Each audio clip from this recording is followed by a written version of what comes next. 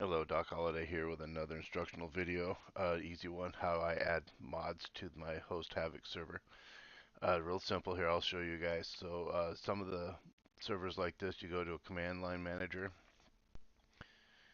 like so, and you'd put the number followed by a semicolon behind it, and you have a whole line of all your mods in there. Okay, this one I don't need to do that. I'll go to the Steam Workshop.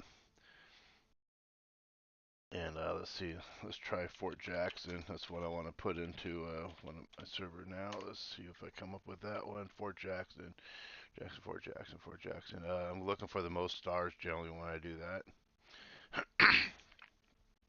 I just have to hit install here. So it's going to take a second for this thing to put itself in. But while it's doing that, I'm going to go over how easy these are. So you have your mission file put together. You guys want to let me know about that. Send it to me, and I can put it into I can download that. We've already gone through that video itself. Oh god dang it! It's too early in the morning for me. Well, that's right. I want to look at the mod packs and how we work with that. I'm going to Arma. You take your mods. You need to find one that's empty. So let's see what we can wreck here. Let's say let's wreck this one.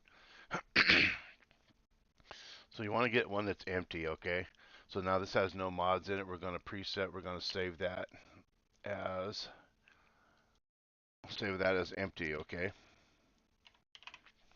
Easiest way to do that. Hit the green button, boom.